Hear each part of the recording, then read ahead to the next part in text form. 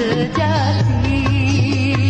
Telah lama aku hidup berkelana